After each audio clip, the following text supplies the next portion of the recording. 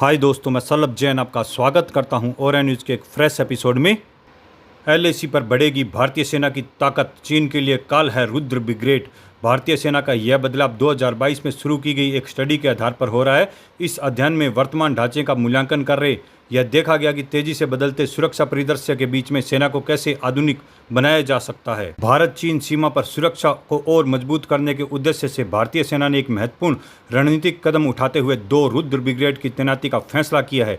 यह ब्रिगेड आधुनिक हथियारों और विशेष बलों से लैस होगी। इन्हें पूर्वी लद्दाख और सिक्किम के वास्तविक नियंत्रण रेखा एलएसी के पास तैनात किया जाएगा। सेना के प्रमुख जनरल उपेंद्र द्विवेदी ने 26 जुलाई को कारगिल दिवस के अवसर पर रुद्र ब्रिगेड के कॉन्सेप्ट की घोषणा की। सेना सूत्रों के मुताबिक इस ब्रिगेड को कुछ महीनों के भीतर ही पूरी तरह से ऑपरेशनल करने का लक्ष्य रखा गया है। सूत्रों का कहना है कि यह तैनाती भारतीय सेना की युद्ध क्षमताओं को पुनर्गठित करने और राजनीतिक रूप से संवेदनशील क्षेत्रों को ऑपरेशनल तैयारी को मजबूत करने की दिशा में एक बड़ा कदम है।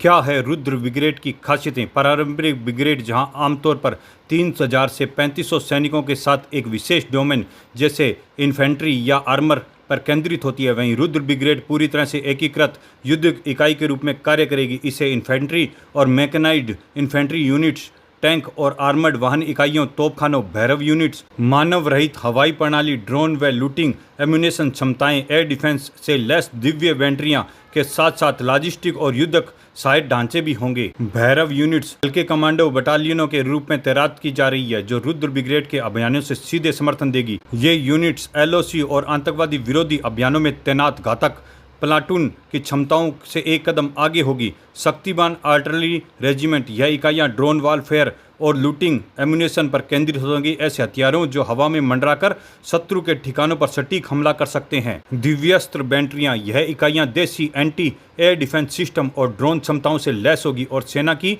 लेयर्ड एयर डिफेंस रणनीति का हिस्सा होगी। यह रणनीति हाल ही में ऑपरेशन सिंदूर के दौरान सफलतापूर्वक प्रदर्शित की गई थी।